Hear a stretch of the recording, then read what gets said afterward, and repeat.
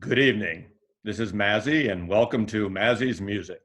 Now, I'm one of the few people here that I don't have one of those fancy title intros that records are spinning and flying along, and it ends up with Mazzy's Music makes no sense. I don't do any of that stuff. It's just me. And if I start doing an intro like that, I'm going to have to charge you all. So, welcome, viewers around the world, to my channel. And this is a series of joint ventures I'm doing with some other community vinyl members. And today we're doing one that I'm going to call, I may change it by the time you're watching this, but I'm calling it Influencers or Music Influences. I need to come up with a better title. So if you think of something, Elliot. Anyway, I got the wonderful from Lazy Dog Records from South Carolina, Elliot Cruz. Not South Carolina. Oh my Lord. North Carolina. Oh.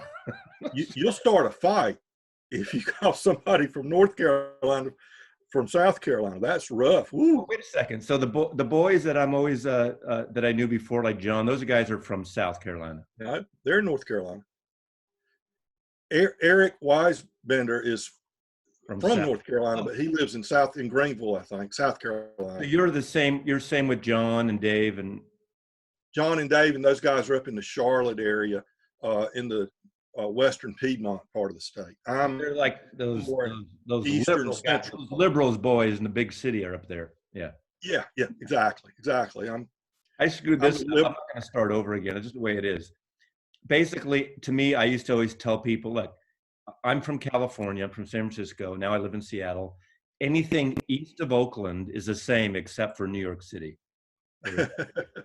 I know that's really snooty, and I don't really mean that. But anyway, welcome, Elliot. Thank you.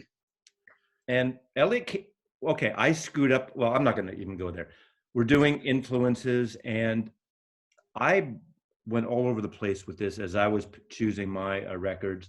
There could be a couple instances I have a single song that influenced another song by an artist years later. In other cases, it's a style, a movement of a singer or producer that influenced bands. Originally, my idea to work with Elliot, the reason I was attracted to Elliot's channel in the first place was his expertise and his showcasing of roots music and folk music and country and mountain music. And I love that stuff. And I really don't see a lot here on the VC. So I was going to go purely in that, but I think in my case, I opened up a little bit. What's your take on that? That's perfectly fine. I originally had one influencer and one influencee album. I don't know, man. I got like 5 or 6 of these I'm going to hold up and, just all over the place. And I'm going to kind of interweave them a little bit. It's looking around what I've got here. It's mostly in the roots vein, but exactly. There's going to be a thread in a few of mine where the artist or goes and octopuses out into other artists and threads that were influenced, not always direct influence. And I'm not talking about sound alike cover artists that sound exactly like this first thing, but they're heavily inspired. So again, as usual, I think my guest should go first. So let's start out, Elliot. All right. Well, I'll go back to the early period of recording, and I'll start off with Charlie Poole and the North Carolina Ramblers. Charlie Poole was from a mill town in central North Carolina, and he hated working. He was a sewing machine repairman in the textile mills. Hated working in the mills.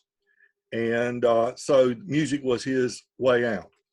And he started his band, the North Carolina Ramblers. These are recordings from 1925 to 1930. He would die.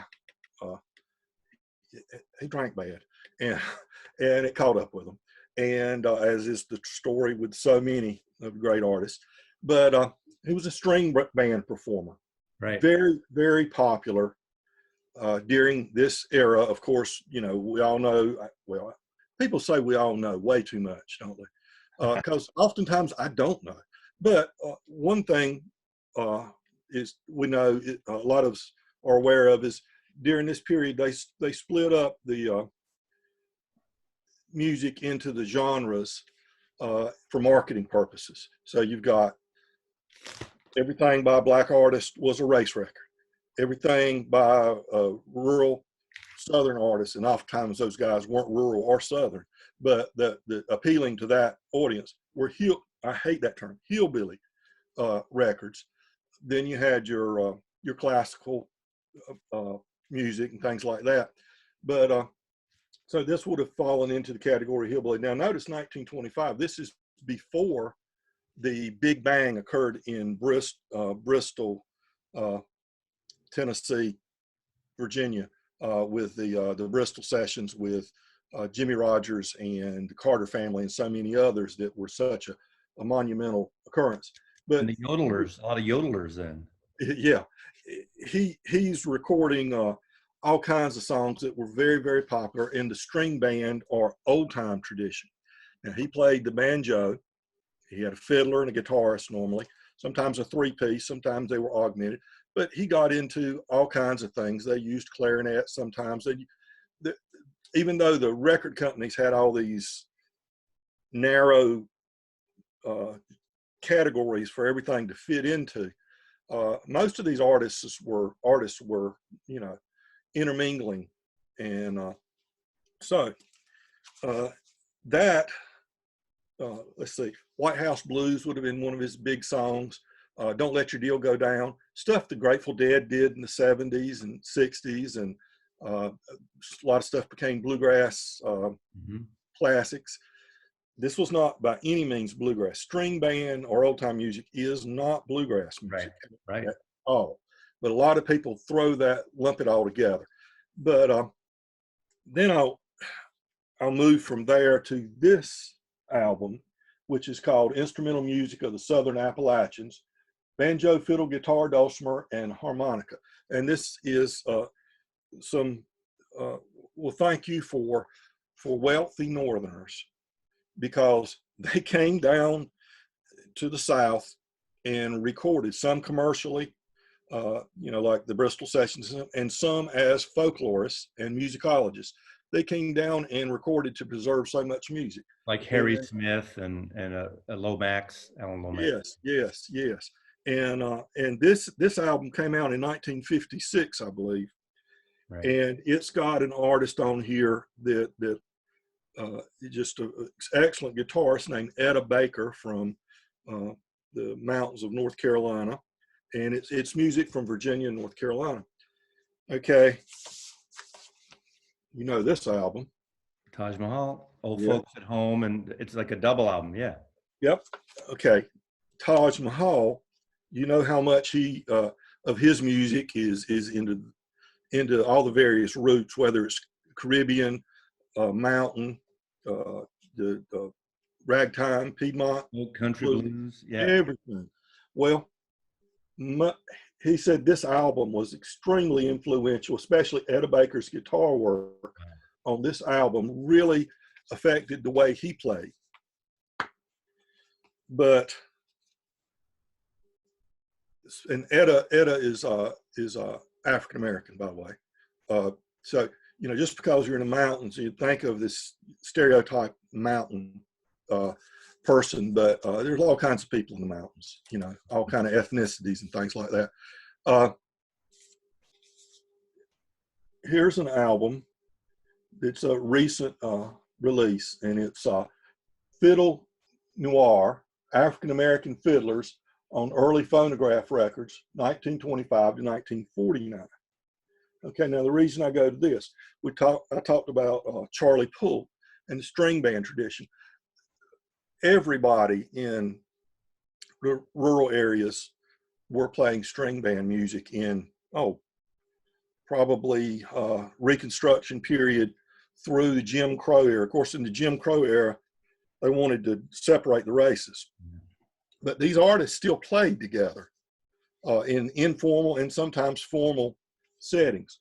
But this is specifically recordings of various African American groups playing string band music. So while sometimes we may think string band music is a white tradition, no, it was just a tradition in the communities. More of a regional take on things rather than a segregation take on it. Yeah, yeah. Right, right. And this has got a Memphis Jug Band on it.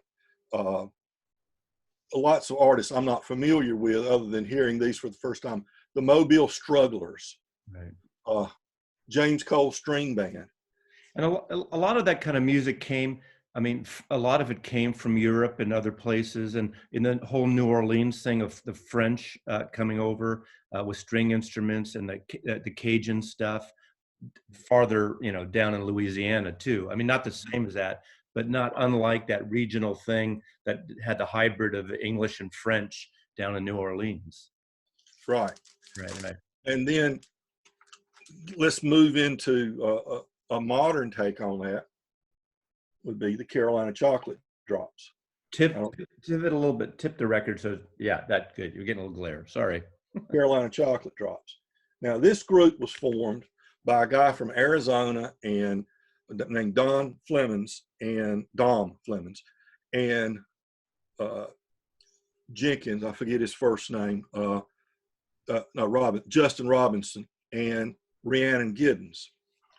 And basically they met at a Black Fiddlers Convention or conference at Appalachian State University, my alma mater, and they formed this group to not just recreate or be a museum piece of African American string band music, but to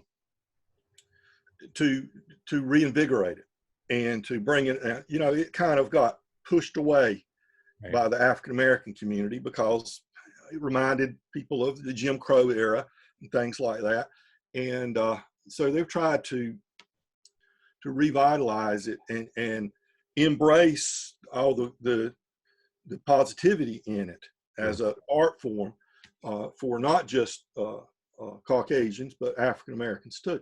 They had a lot of success for several years, and eventually that band disbanded, and Rhiannon Giddens went on. She linked up with T-Bone Burnett and did an album with him. You're familiar with the Basement Tapes, the band, the Lost Basement Tapes, where Elvis Costello and the guy from the Dolls and Rhiannon Giddens took Bob Dylan lyrics and fleshed them out and made you need to check that out. I think it's called the. I know the whole Woody Guthrie ones with with Billy Bragg and yeah. Well, she worked with him on that T-Bone Burnett project. I may have the name wrong. It's not. I think I know what you're talking about. I might have that on CD actually. I think I know what you're talking about. Yeah. Well, and she's gone on and become a very successful solo artist. This is her latest album, and it's called "There Is No Other," with Francesco Teresa, and she plays multiple instruments. She plays a nylon string minstrel era reproduction banjo. Wow. That gives you just an unbelievable. It's so different from what we're used to hearing, and she's an amazing artist. She got that Genius Award. I forget the name of the Genius Award they give. She got that last year, I think. Smart People Award of the World. Yeah, something like that. They give you a bunch of money. The Albert Einstein Award, not the Nobel. No, I don't know. No, it's not Nobel, but they give you, I don't know. Not the Donald Trump Award. I'm sorry, I shouldn't. No, not that one. But she's done opera. She's done a play. She's working on a play. Just so many different artistic. You're not going to have like Leontine Price and these opera singers next, and we're going to float her. I mean, we can go on forever with these. I better sum this one up then real quick. And Like that.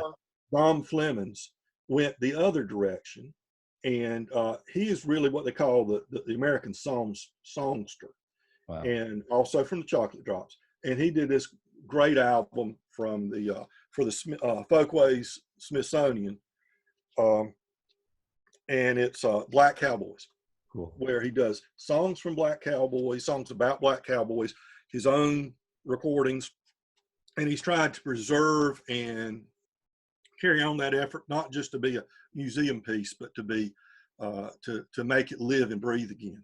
Nice. Bringing out the role of the Black Cowboys in American history.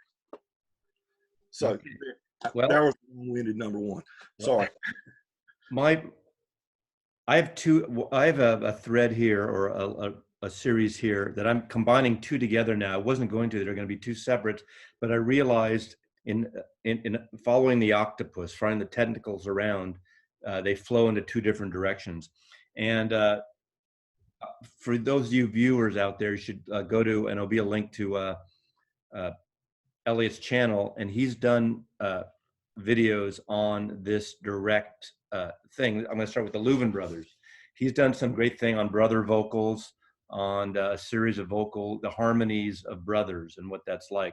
Now, all these are not harmony brothers, but the Louvin Brothers are very special in terms of roots scene, country music, folk music, and beyond. And I got them backwards through some of the later records I'm going to show. Satan is Real. These are Light in the Attic reproductions, reissues. An amazing record, country, gospel, roots. You're going to throw in some more things about the great Louvin Brothers. A lot of their original records are really hard to get and find in decent shape. This is a cool record that Light in the Attic put out, handpicked songs, 1955 to 62. And it's all the original songs, but each of these artists that were influenced by them pull these songs. Graham Nash pulls one, Beck, Emmylou Harris, Will Oldham, Lucinda Williams, Chris Christopherson, Devanda Banhart, Chris Hillman, the Black Angels, Dolly Parton, and M. Ward, amongst others. They pull their favorite song and pull these together. So it's a comp, not necessarily a best of, but deep tracks, but each one picked one of these songs. So when I first looked at this, I thought it was a covers album, them covering Louvin Brothers, but that's not the case. But of course, I got into them because of this record, maybe one of the most overplayed, overshowed records on the vinyl community, but a good record that turned my generation on to really kind of purist country music. Aside from, well, I'll mention that later, but obviously Graham Parsons, and Chris Hillman and Roger McGuinn, who were into folks and root music on their own, really pushed on this album, the Byrds, to do this country record, which at the time didn't sell much and became such a cultural iconic record and an important record in 1968.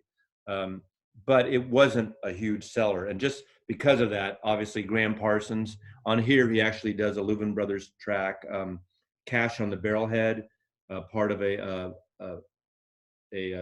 medley with his own Hickory Wind, which he first recorded with the Byrds. And then, of course, Emmylou Harris, who Graham Parsons begat.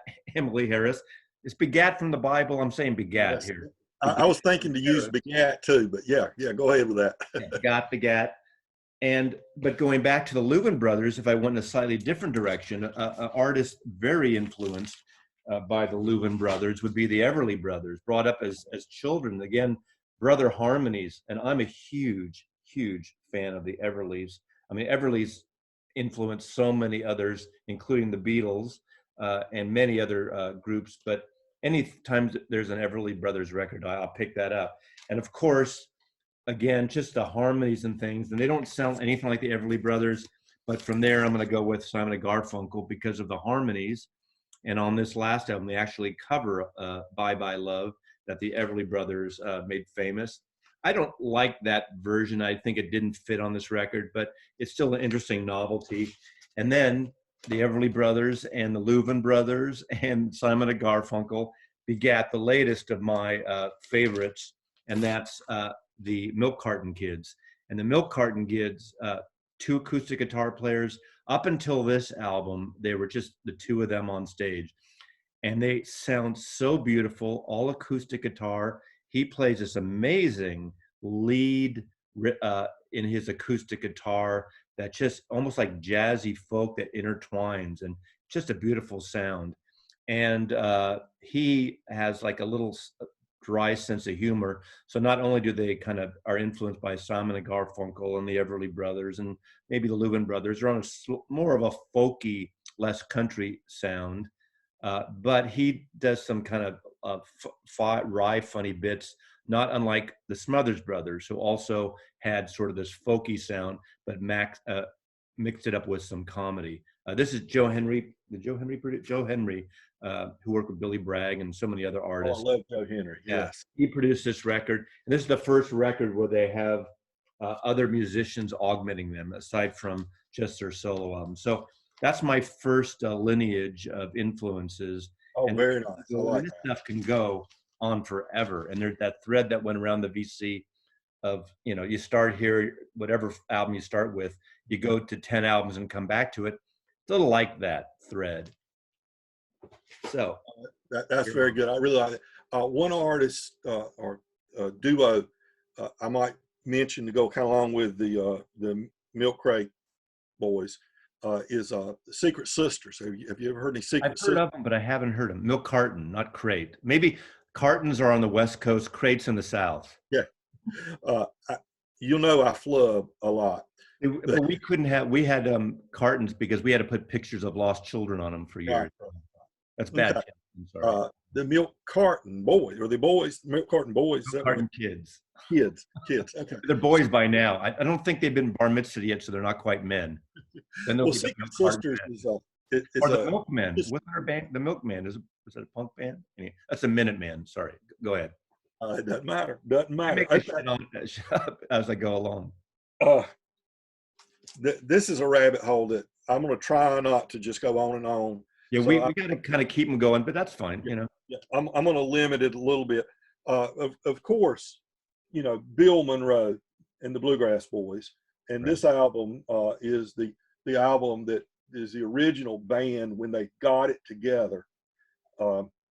When Bill Monroe finally got the sound he was looking for with the combination of instrumentation and style, when Earl Scruggs joined the band.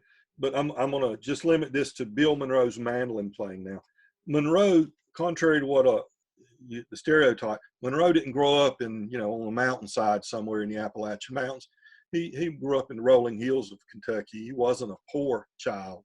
He had kind of a rough childhood, but for other reasons. But he, as a young man in his 18, 19 years old, he left and went to Indiana, the suburbs of Chicago, basically, where his brothers were already living and they were working in different factories around the Chicago area.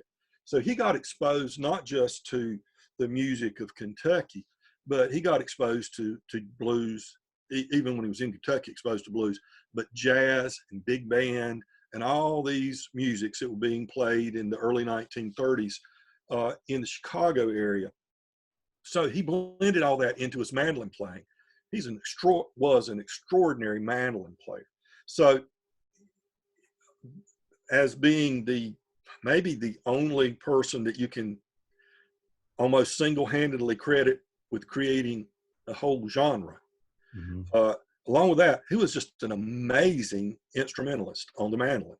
Yep. And so I think it's hard not to say virtually everybody that came after Monroe was influenced by him. So on the West Coast, you got that. Yeah, I saw them. Oh yeah, I would love to have seen them. Roland White, Clarence White being his brother. From the Kentucky Colonels. Yeah, Rowan White is the mandolinist for this band, and you showed Graham Parsons. He founded with Chris Hillman Flying Burrito Brothers.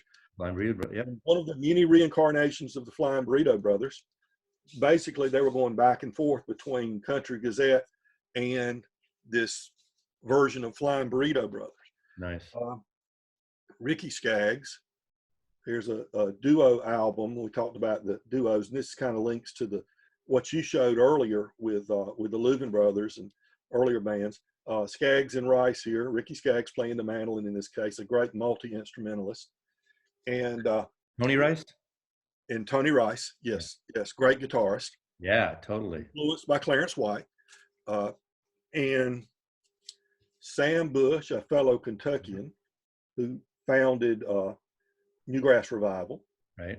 and is the, what do they call him, the king of Telluride or something like that, the big festival they have in Colorado. You would have loved my friend Vernon. I mean, you know, you've Oh, seen yeah. the videos I've talked.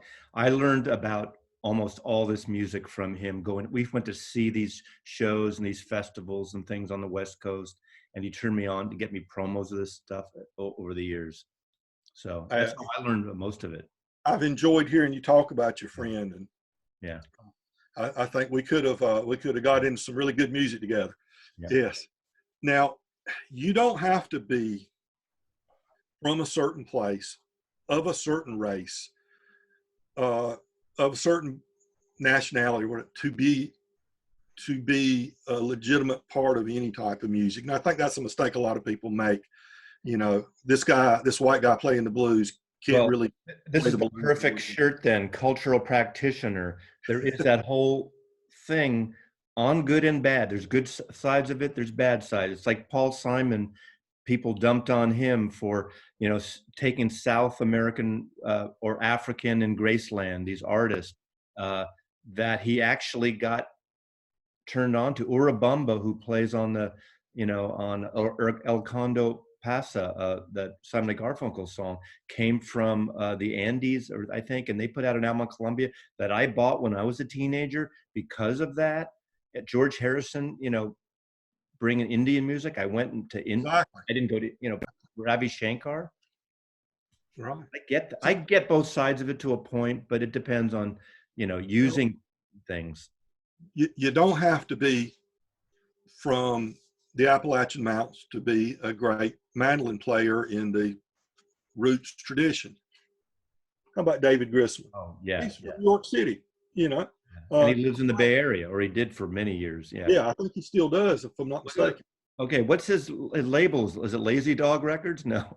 No, but that's where I got the dog part from. Was dog. It's something dog. This is on Zebra Acoustic Records. Yeah, and I used to see him with Jerry Garcia all the time. Oh yeah. He's got tapes of with so many different artists that it's just you know, he's such a great artist and still out there performing. And he is a mandolin master. Yeah, he is. And he mixes he's got an album of big band music, right, with the mandolin, jazz, so much jazz mixed in. And he called what he was formulating, which was really a mixture of classical, jazz, and bluegrass. He called it dog music. Yeah, that Rounder Record stuff is amazing. Yes. David Grisman, just an amazing artist. So I'll go from. I mean, he was doing the stuff that almost you could go back from Grisman and go back to Stefan Grappelli and Django Reinhardt with that kind of gypsy jazz stuff. He plays Stefan Grappelli. They played together. They did. Yeah. And I didn't pull. I you know, that reminded me. I almost pulled the Grateful Dead because I got turned on to Marty Robbins because the Grateful Dead used to cover Big Iron and El Paso, and I didn't know those songs until that live Grateful Dead record with I think Big Iron's on, maybe El Paso too, all the tapes too. I went back and got, you know, the famous cowboy record of Marty Robbins. I didn't include that. My next pick is one song, the lineage of one song. So for this particular stretch, I really narrowed it down. Although it really kind of opened up a genre in rock and roll. But first I'm going to take Ravi Shankar. I love Indian music. Of course, I got turned on to Ravi Shankar backwards because of George Harrison and because of Within You, Without You, and on Norwegian Wood. I've said this in one of my videos. I saw George Harrison on sitar, sitar, on the back of Rubber Soul. I thought it was a typo. I didn't know what a sitar was. I thought it was guitar and they they messed it up. I could have picked any Ravi Shankar album. I just picked this because it's more of a psychedelic in San Francisco. But if you take Ravi Shankar, and if you take John Coltrane, and obviously probably his most famous album, where he did a little more out there, somewhat avant-garde, very spiritual, also has very Indian influences in terms of the way the minor keys and the tuning of the East meets West kind of tuning and chord structure. That's why George Harrison has a lot of minors in his song. Not minors, guys who with a Yeah, I know what you mean. minor chords. He is influenced. So these two artists, especially this album, I'm not sure which Ravi Shankar album, directly influenced a song on this album, 8 Miles High. And if you read the interviews and read the stories of the song 8 Miles High, composed by McGuinn and Chris Hillman, and the way they recorded that song, they were on tour listening to John Coltrane and Ravi Shankar. And if you listen to it, now that you know that, listen to the way that lead guitar on the 12 string just kind of is all jumbled up and just it sounds like John Coltrane's tenor sax playing, or his alto sax. His sax playing, it's kind of squeaky, kind of out there, but on a 12-string guitar. Just the cover and the birds with paisley, the whole Indian carpet there. So next time you listen to 8 Miles High, listen to John Coltrane and Ravi Shankar together. In fact, find 3 turntables and put one of these records on at the same time and see what happens. So I think that's kind of a cool little lineage there. Yeah. I'll say one thing before are you ready for me to go to mine? Whatever you want. We're just talking there. We're just two guys sitting around talking. The Love Supreme album. I read an article recently about the influence of the church on the creation of that album. Very interesting. His father, I believe, his grandfather, I think, was a minister. And so in his early years, he where did he, I forget where he grew up. Not Burlington, but he moved to New York, but when he was a child, the church music was extremely influential on him. And it gets more technical than I could possibly get the article, but they talk about the structure and the way that it's composed, and how the church music specific to that. I don't know if it was I don't know which particular church it was. It wasn't AME Zion, I don't believe, which would have been more subdued, but it would be a holiness church or something like that.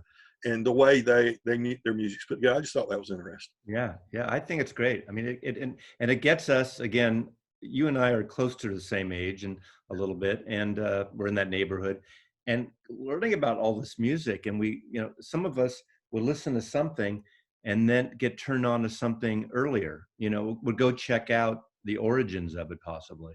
Yes, that's been my life's mission, I believe. Music. Never ending. That's what's nice about it. Okay.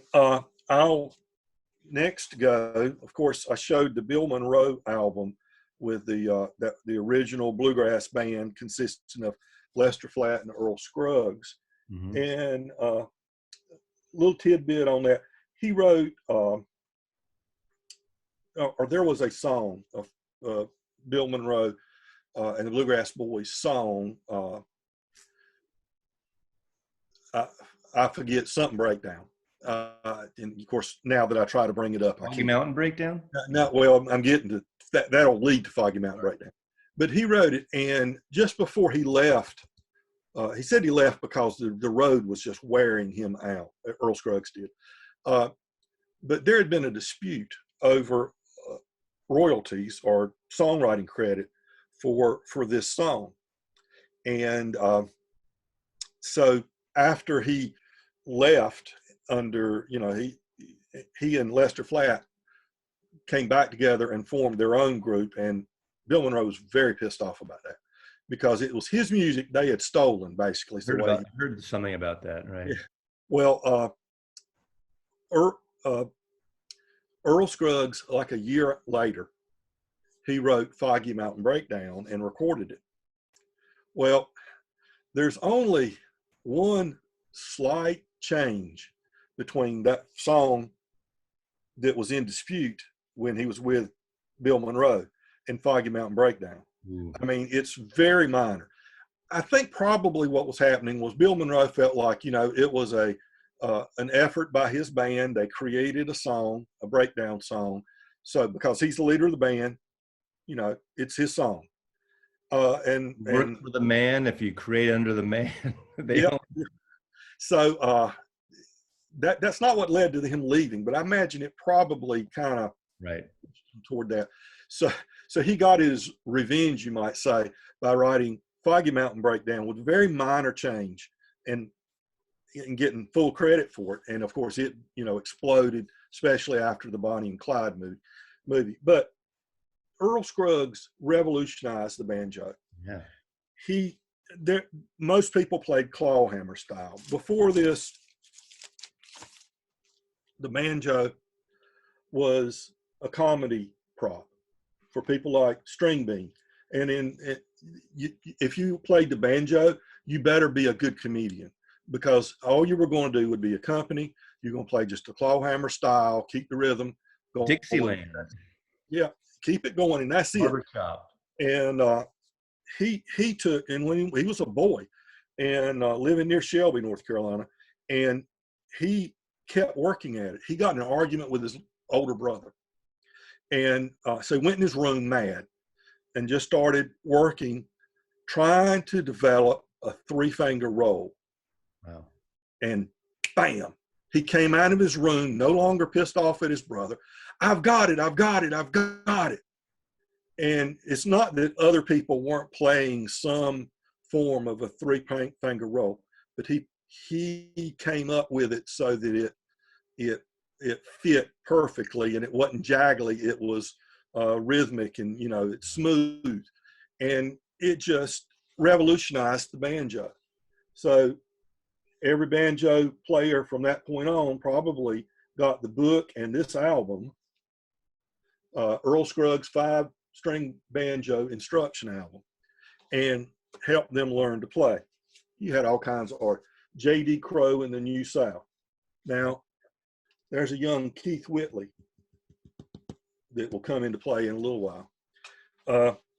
But this fellow right here, hey, from New York City, a banjo player from New York City. You don't have to be immersed in the original location for something. It's not Bernie Ledden, is it? No. That's Bella Fleck. Oh, Bella Fleck. Yeah. This is Newgrass Revival on the Boulevard. He joined Sam Bush's band. I already mentioned Sam Bush in 1981, right after they had been on tour with Leon Russell.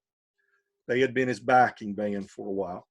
And Bella Fleck heard Earl Scruggs and Lester Flatt doing the Ballad of Jed Clampett when he was a little boy on television, fell in love with the banjo. Wow. And he has taken the banjo to so many different directions. Now, I will say, Earl Scruggs always tried to expand the music. And he left Lester. He and Lester broke up so that he could work with his sons more.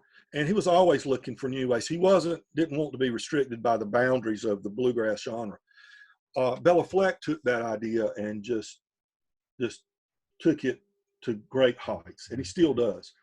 This is one of his albums called Natural Bridge, which includes banjo in classical settings, in jazz settings, just amazing stuff. And Bella's married to Abigail Washburn, who is a fellow banjo player who does stuff in Chinese and incorporates Asian. So incestuous here.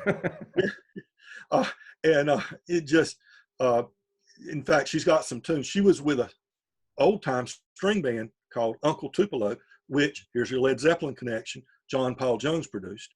Wow. And they even do a song in Japanese.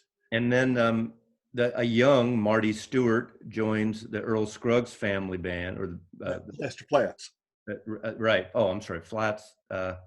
And then he grows up and he becomes, I mean, obviously Marty Stewart, and he eventually buys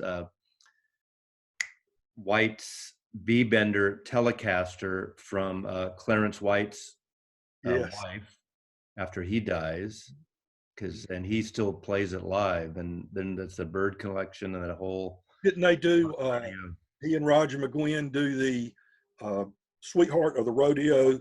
Out of all the tours, it was, well, last year, I guess 2018, they didn't come up here. They did like the South Bay and south of San Francisco and LA. It was Chris Hillman, Roger McGuinn, and Marty Stewart's band. And they did the entire Sweetheart of the Rodeo 50th anniversary and some other Bird songs. And I've seen video, and it's like, I would have died. I've seen Marty Stewart twice live in the last 5 years. Friggin' incredible guitar player. Just, oh my God, amazing. My next one is one more short one, because I'm doing a song that begat a song, and the song the second song, I'm going to say, begat again. Most people don't know unless they're into psychedelic music. So go listen to it after. Everybody knows this because Take 5 by Dave Brubeck is considered was one of the top selling jazz albums of all times in the early 60s. Of course, that great song, it's just da da da da da. I mean, just the timing. Was it 5/8, 5/4? I'm forgetting. Totally confuses the heck out of me. But anyway, it's 5/4. It's a Paul Desmond composition, the sax player, but it became this iconic song. I love the modern art cover. But there's a song on the very first Quicksilver Messenger Service record, which is one of my favorite of the San Francisco bands by far, 1968. There's a song on here called Gold and Silver. And listen to John Cipollina and Gary Duncan's guitar playing. It's da da da da da da da da, and it's, I mean, same, separated by birth, influence, obviously an homage in a rock and roll psychedelic style. Listen to Gold and Silver right after you listen to Take 5. So short and sweet. I've got some Quicksilver albums, but I don't have that one. I'll have to look for that. That's the one you need to get if you like. That's later stuff is not, that and Happy Trails maybe, but that's the one. I've got Happy Trails. Okay. Well, let's continue in the roots, but let's get into a little more of a blues format. And I'll show this album. This is the guitar and banjo of the Reverend Gary Davis. And I think a lot of people are familiar with the Reverend Gary Davis. Now, he's from Lawrence, South Carolina, but there was and he was blind, often referred to as Blind Gary Davis. Blindness is a theme here. He really great guitarist and interpreter, and plays 12-string oftentimes. But like most musical artists, he's not limited by genre. So he plays the banjo, some old corn shucking banjo tunes and things like that as well. But, if you're blind, it's hard to make a living, especially back, in the early 1900s and mid 1900s. Well, music has been a way forever for folks with limited vision to be able to survive oftentimes in the cruel world. Well, one of the places you could go and you could make a pretty good living music wise, was, if you're an African American in the 1920s, 30s, was Durham, North Carolina. Durham, North Carolina was a mecca for the middle class African American community, because the textile mills, which were the economic lifeblood here in North Carolina, the textile mills would not hire you if you're African American. It was segregated. But the tobacco warehouses would. mostly African Americans worked in the tobacco warehouses. And so Durham, Winston-Salem, especially two big cities there, would be places where you developed a middle class and wealthy black society as well. So you had the Hayti district in Durham, which was where, you know, African American merchants and doctors and businessmen lived, along with a working class, a middle class or working class African Americans that worked in the factories, the tobacco warehouses. So other places in the South, you know, you couldn't make much money as a field hand or as a tenant farmer. You know, you get money once a year if you're a tenant farmer. So African Americans, you know, came to places like that. And if you were blind, you couldn't really work in the factories.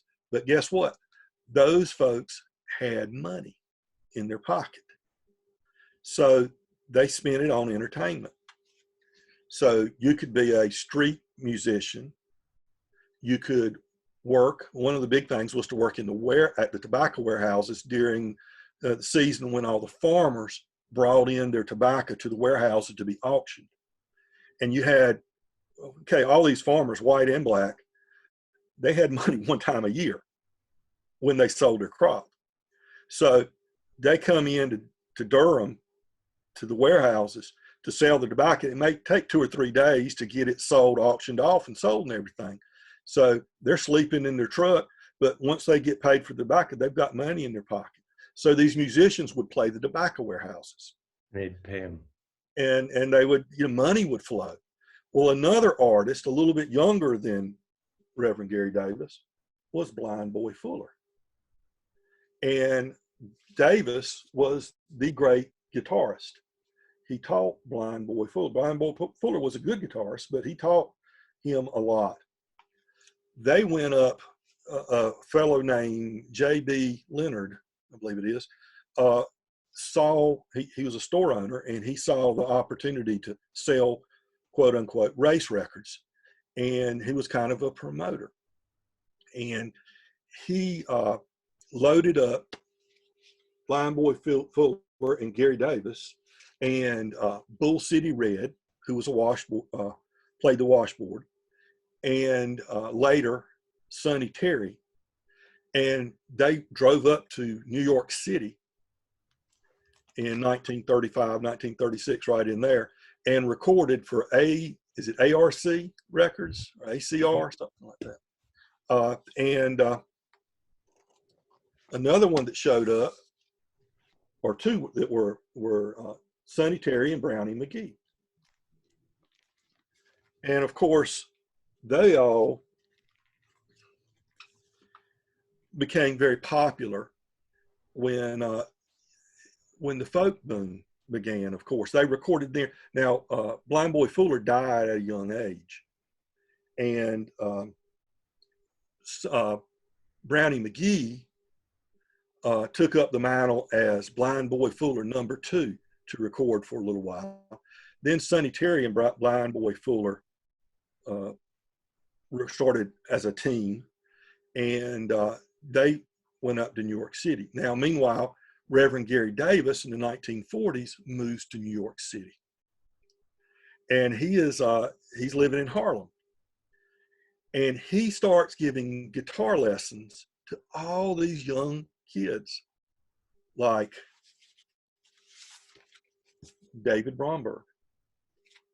Doesn't look like David Bromberg to me. I know. I didn't buy this album for years because I looked at the album. But I said, you know, I didn't realize this would be kind of a folky, you know, bluesy. Bromberg, come on. But David Bromberg, Happy Trom, Happy and Artie. Yep, Happy and Artie both took lessons under Reverend Gary Davis and Brownie McGhee. And, you know, it just Rory Block. I'm trying to think some Stephen Grossman, guitarist Stephen Grossman. Oh, He had One a of very staccato kind of guitar sound, Stefan Grossman. Yeah. Dave Van Roth, Yep. They've been wrong. Rock, Little yeah. New York folk scene. Yeah. Which brings us, of course, to Bob Dylan and Bromberg plays with Dylan later, and Bromberg plays with George Harrison, and he played with everybody for about 10 years, didn't he? yeah, on and on. Yeah, great, great. Yeah, And then moving on up into the night, further into the 1970s, and you got Jackson Brown doing Reverend Gary Davis's Cocaine Blues right, right, with right. his own adaptation of. So, you know, the folk scene in New York wouldn't have been what it was, I don't think, Yeah, without can't get Reverend around. Gary Davis, Brownie McGhee, Sonny Terry, and all those guys. Yeah.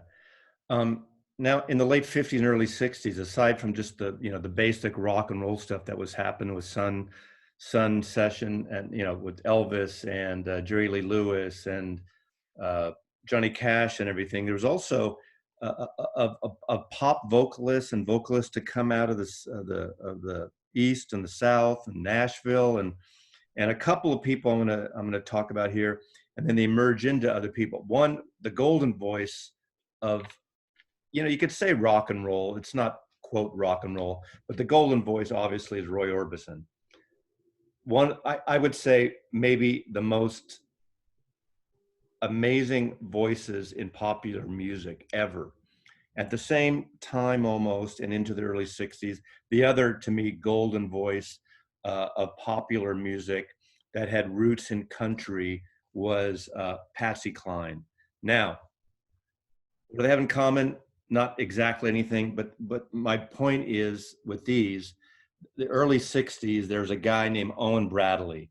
And Owen Bradley was a musician and producer that built a studio in Nashville, outside of Nashville, or in Nashville. It's Quonset Hut, famous studio, and then Bradley's Barn. Now, the sound, the Owen Bradley is an important figure in the whole music Nashville scene because he basically took a lot of this roots music and polished it up, made it, added maybe strings and harmonies and things.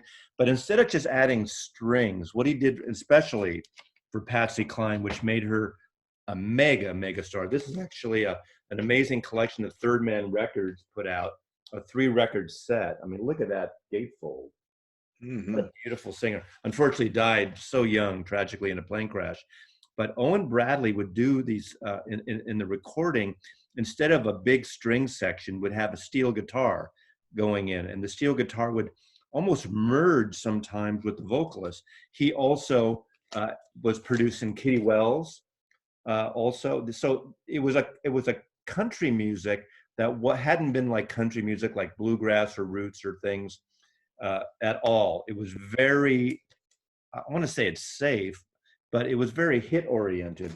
Well, society was moving from rural after World War II, from rural to urban and suburban, and people changed. Exactly. And for me, obviously, those two artists, independent, separately, Roy Orbison really created or really influenced so many records and so many artists. I would say the top artist that has that vocal sound of Roy Orbison and didn't really record records until the late 80s, and that's Chris Isaak. Chris Isaak has that sound. Unfortunately, he never was as big as I think he should have been, but he had a steady career. Your sound's out. I said that's exactly who popped into my head before you said that. He's got that Roy Orbison take, not as elaborate, but a gorgeous voice. And he kind of came in at the tail end of the sort of the new wave punk thing, but he wasn't punk. His band Silvertone was playing around. They had this great, at the time, he had a guitar player named James Wiley that did this almost like surfy guitar.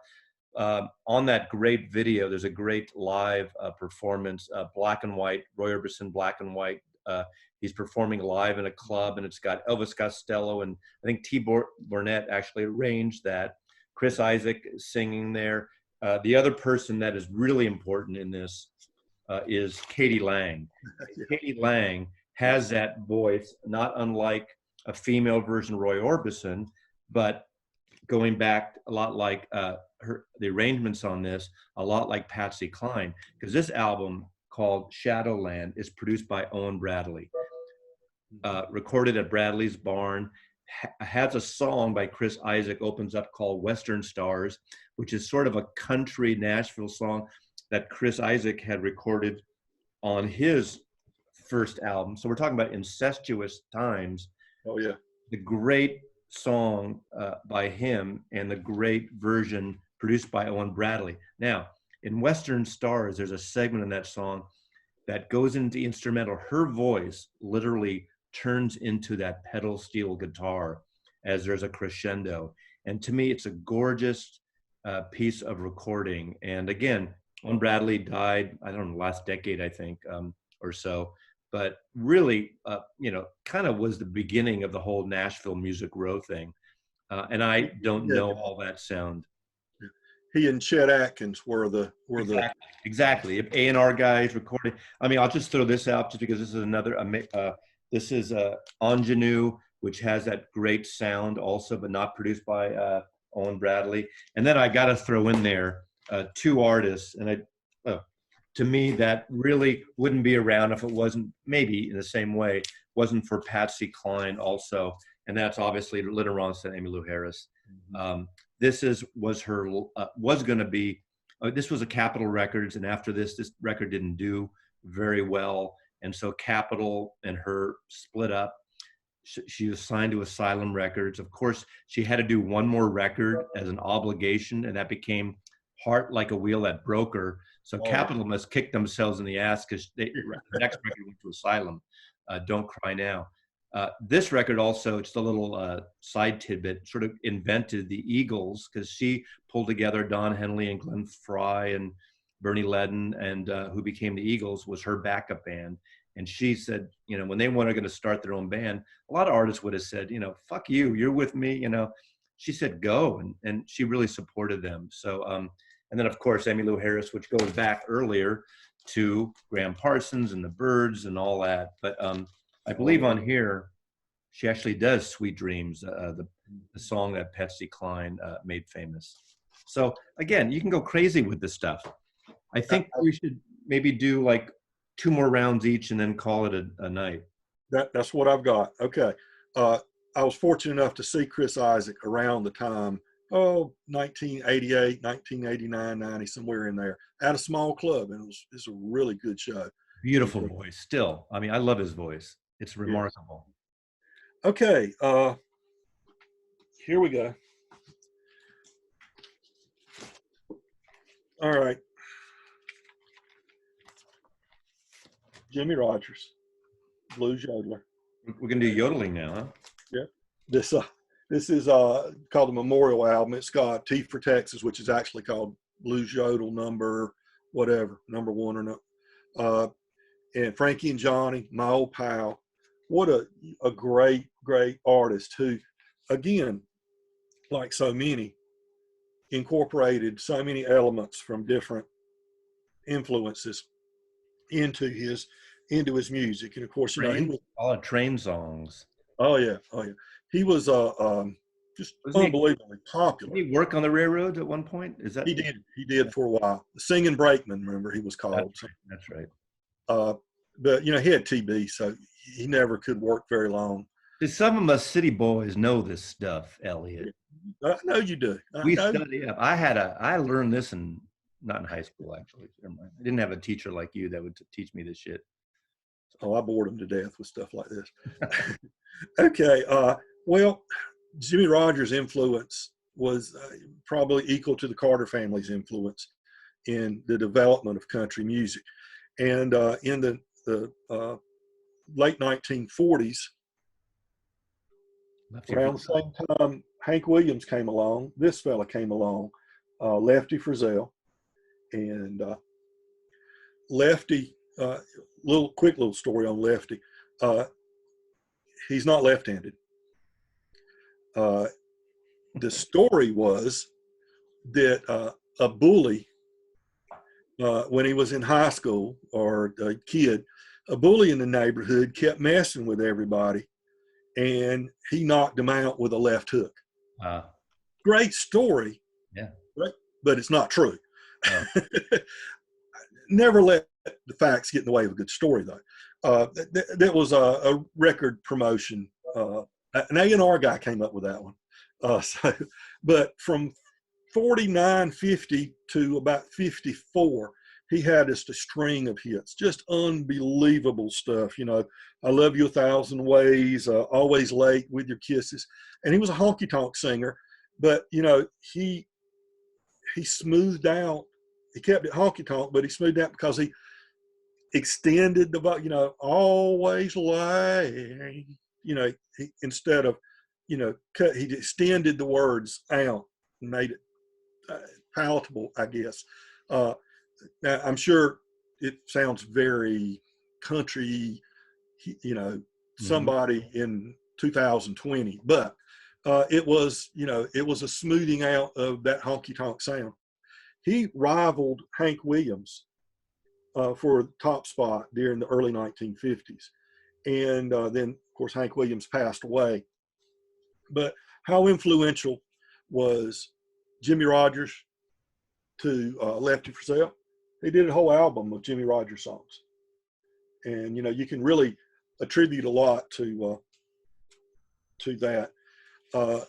And Lefty had a dry spell in the mid 1950s. In 1959, he came back with a big hit, "The Long Black Veil." Oh God! Which, when you listen to that song, don't you think that was some, you know, old song brought over from the British Isles to the Appalachian Mountains and refined? No, it was written like, you know, around so the many year. people covered that song. Even Yeah, the chieftains. I mean, so many people. Yeah, everybody recorded, and it just sounds like something that should have been an ancient, you know, ballad from English ballad or something. But no, it was. I think Harlan Howard wrote it, and along with somebody else. I'm not sure. It's like a song that's been there. Oh, that's always been there. Yes. Right? Yes. Yeah. Well, another showing another great album is that is a double album, I think, of Merle Haggard singing Jimmie Rodgers songs. Yeah, I couldn't find that one. I don't think I have. I've got a bunch more. I have it, but anyway, yeah. But I do have Merle Haggard, extremely influenced by Lefty Frizzell and Rodgers. Yeah. And then moving into the 1970s, a guy I just really feel doesn't get his due, but you can hear the Jimmie Rodgers, the Lefty Frizzell, and the Merle Haggard in this artist. This is his debut album. Yeah, I don't know that. John Anderson.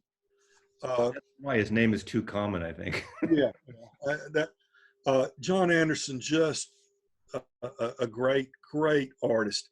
He had a run in the 1980s, early 80s. On this debut album, he's got this song that he co-wrote with Lionel Delmore. Go back to our brother duos, the Delmore brothers. Alton Delmore's son is Lionel. He's passed away now. Is Lionel, who wrote a lot with John Anderson. And it's a song called "The Girl at the End of the Bar," which is almost the perfect country and western song. Wow. I mean, it's pretty close. It's a 3/4 time waltz, and it's just beautiful. But she just started liking cheating songs. I mean, how more country can you get than that? But this guy is just really great. Now, what happened was success overran him. Fortunately, he had a run of several albums before it hit. But he and Lionel Delmore wrote a song that just took off, and it was a novelty type song. And it just, you know, from that point on, I think things couldn't, it was swinging. You're familiar with the song Swinging, you know. It's just a novelty song, fun little song, and it really messed up his career. He made by the mid 80s, and he sold a ton. I think that was the highest selling album at the time in the history of Warner Brothers Records. Wow. Was Swinging. But it kind of messed his career up from that point. But then he had a comeback in the late 80s, early 90s. He did Seminole Wind and about 3 or 4 other albums and had some hits. And then since then, not so much. But he's recently released a new album, I haven't gotten it yet. I want to get it, but he's one of those just a really good singer, great singer. Wrote a lot of good stuff, and he does a great version of Bob Dylan's "Don't Think Twice." I mean, a great version. Okay, so I'll turn it over to you, and I've got one short one after this if we have time, and I if we got two don't, more sets. I'm going to shake it up now because it's time to get the out of Dodge here, and I'm going to Jamaica and the UK, and starting in the '60s with this comp by Desmond Decker, not country music, not anything. We're talking reggae. Now, when I was a kid, 1966. Jamaican country music. Yeah, well, different country. Yeah, Jamaica, man, I'm on. There was a song out that was a huge hit when we were growing up, 1966, called "The Israelites." Desmond Decker. Now, I said this recently, just in another video. I had no idea that was called reggae music. I didn't know what reggae music was, but it was just kind of a catchy. What were we thinking? Is that Caribbean? Is that soul? Is that what the hell was that? That's when A&M Record would play all kinds of music, at least in places like the Bay Area, East Coast, LA. It wasn't segregated. I mean, you definitely had black stations, soul stations. We had K-Soul in the Bay Area, but you had, R&B stuff and all kinds of things mixed up on the radio with the Beatles or Paul River and the Raiders or schmaltzy songs. But reggae music, obviously, we know, especially in the '70s, with the advent of Island Records, when Island started signing, the Wailers, which became Bob Marley and the Wailers, with the movie Harder They Come. But Desmond Decker, and then there was a guy who was producing a lot of this stuff in Jamaica. This was Trojan Records, which I remember we used to always joke about Trojan Records because Trojans were the name of condoms. Right. First condoms I remember were Trojans. But that was the name of the big the big reggae label out of Jamaica. But the other guy, Lee Perry, used to produce a lot of jazz artists. In fact, Lee Perry produced the first records by the Wailers way before they were the Wailers with Bob Marley and the Wailers.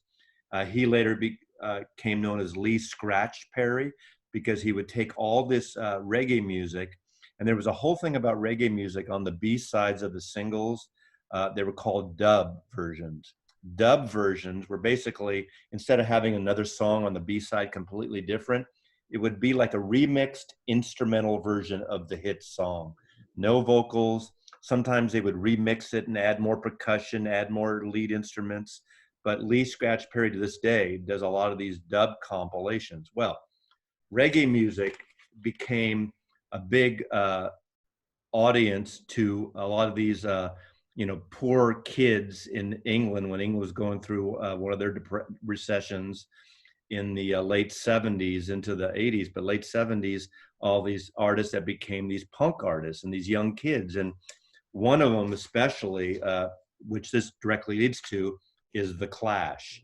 And their 3-record set, Sandinista, which came out, was an album that came out after London Calling.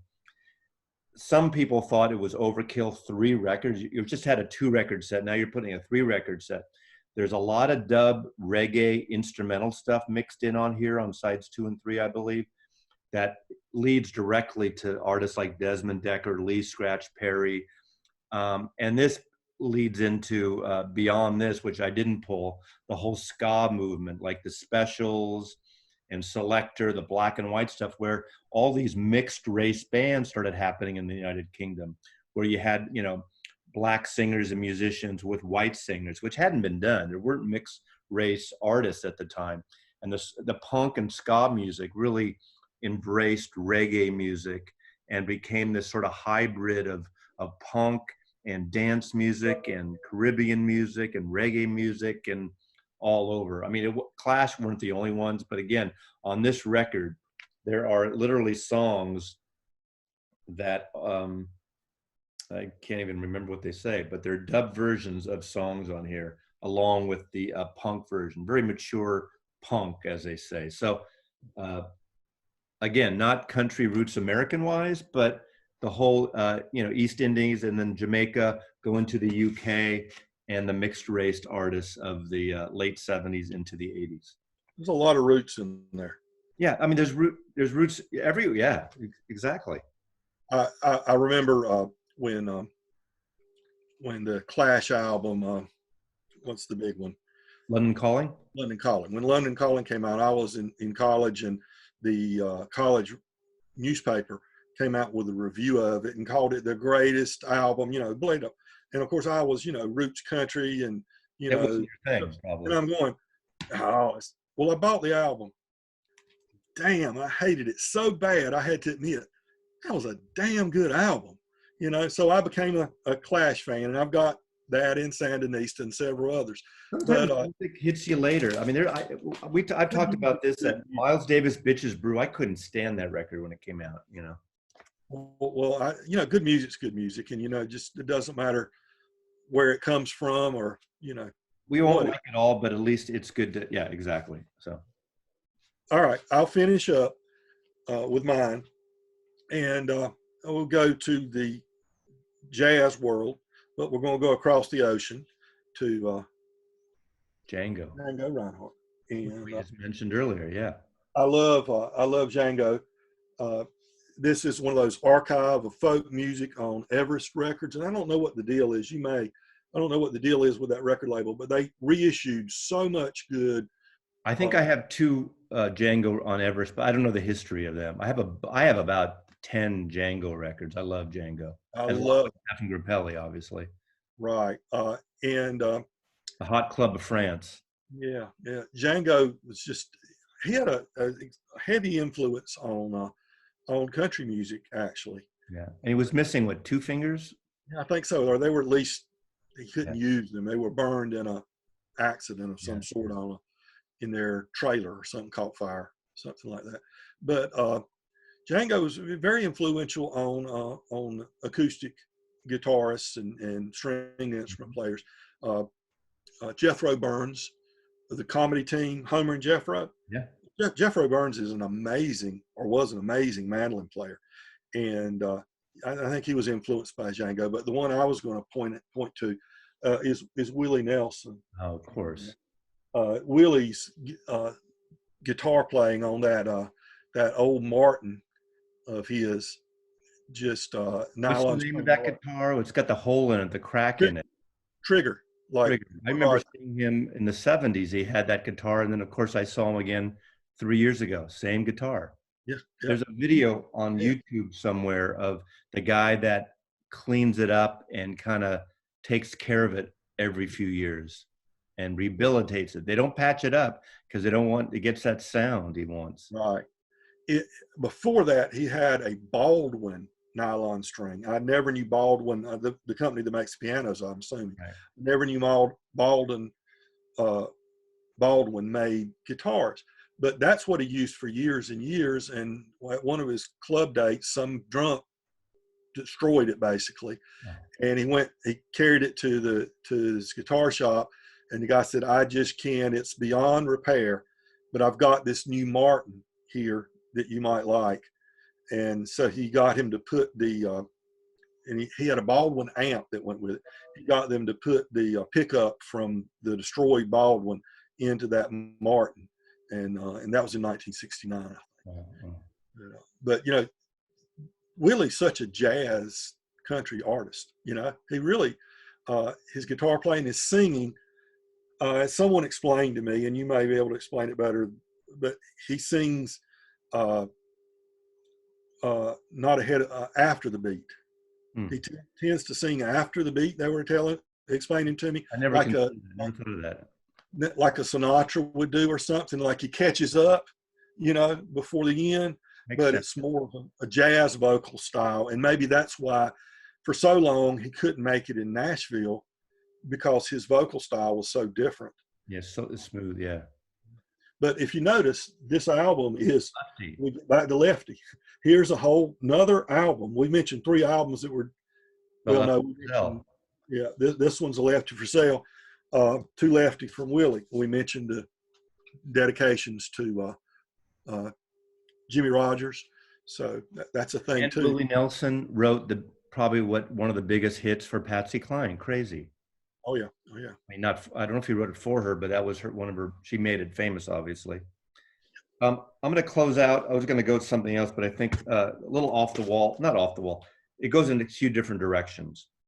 One thing is, excuse me, is Bob Wills. Bob Wills, Texas Playboys, really a nice hybrid of country and jazz music, Western swing. At the same time, in another part of the country, not the same time, but we got not Louis Armstrong, Louis Jordan, who does songs again. They kind of overlap because the whole African jazzy kind of things like Choo Choo Shaboogie and Western swing things, these are not unalike. Very different instrumentation type things. You got the sidekick with Bob Wills going through all his songs, and you have the call bats and the cat calls by Louis Jordan's band just yelling out in the middle of songs. There's a certain humorous things about this. And Brian at Black Beans and Rice, and we talked about Louis Jordan a little bit because I'm a huge fan. Unfortunately, I need to pick up some vinyl on him. But this goes directly into the 70s, and you probably have a lot of their albums, and I realize I only have one on vinyl, but Asleep at the Wheel. I mean, Choo Choo Jaboogie's on here, and they really kind of were the only that I knew in the 70s. Big bands, a lot of artists. What do they have? Like 8, 10 members. I forgot how many that were doing that kind of Western swing type of thing. 1, 2, 3, 4, 5, 6, 7. You know, that Western swing thing. Now, if it hadn't been for them, I don't know that Western swing might have just completely become a museum piece, you know? Yeah, I saw them when they came around because, you know, at first you get these records and you sell them in the stores and they seem like, are they a novelty? The other band I don't have here that was doing a little more harder rock and roll version from the West Coast was Commander Cody and the Lost Planet Airmen. That was in this kind of rockabilly, not, you know, a little hybrid rockabilly, Western swing country. Really kind of upbeat, a little more rocking than these guys, but it's just in a different take. And unfortunately, I no longer have that. But then I'm switching over just because I'm going to close out with some things that influence. Now, in Lonnie Donegan, who's doing skiffle music in the UK, skiffle music was what was happening in the United Kingdom, where in obviously the States you had the Sun the Sun music. Sam Phillips recording studio. He was doing a hybrid, which was almost like a notch up or modernized jug band, where it was just guitar, bass, drums, very minimal. Rock Island Line that he'd covered that became one of the biggest hits in the UK at the time, which was a cover. But Lonnie and Tom Dooley, so it was like a mix of folk and blues and UK country folk music. But all these bands were influenced. And then, of course, we had Buddy Holly here, who was doing not unlike this, but a similar take.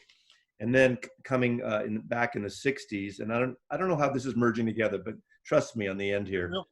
Coming from there was a whole country scene from California happening. And you mentioned it with Merle Haggard and the whole the Bakersfield sound.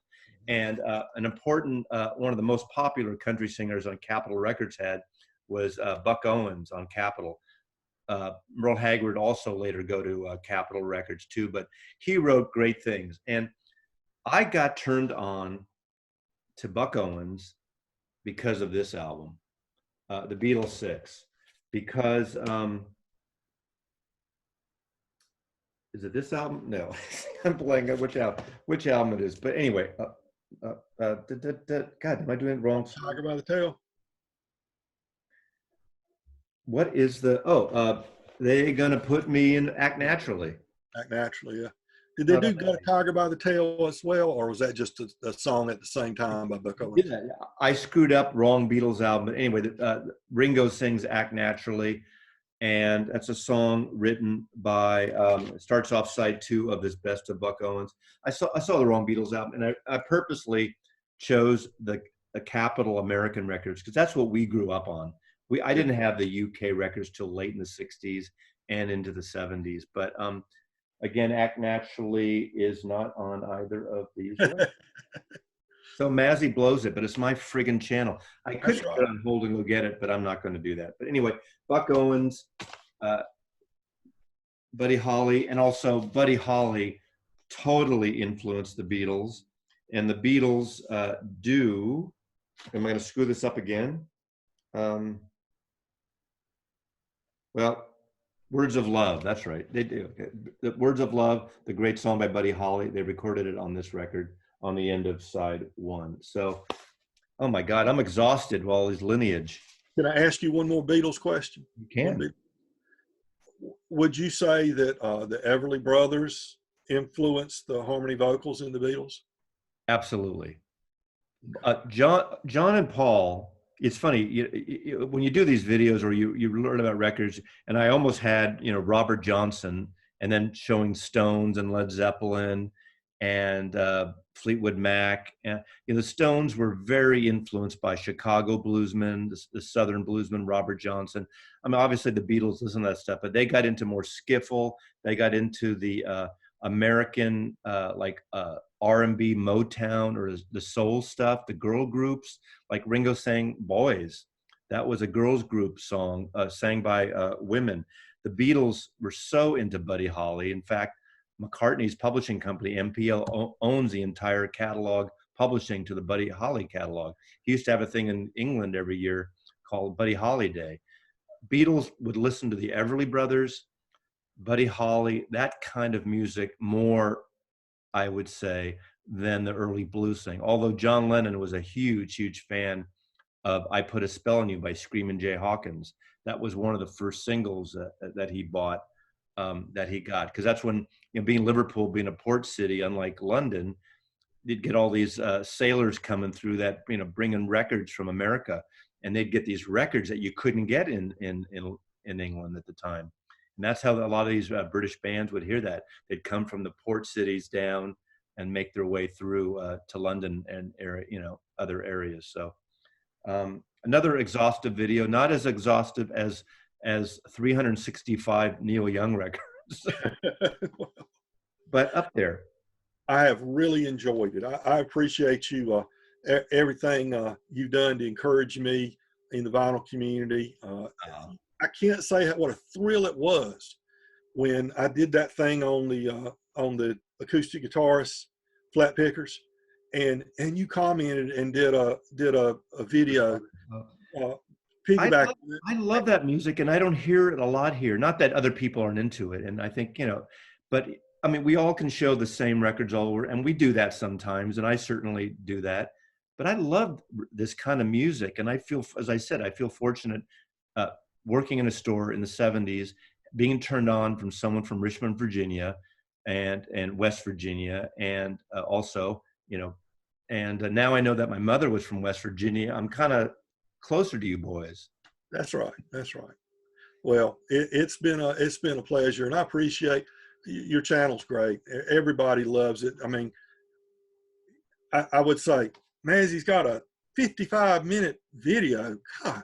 And I turn that thing on, and 55 minutes will be gone, or an hour and 15 minutes in no time. And I really tried to limit these to 45 minutes, and I usually do, but they've gotten away from me lately.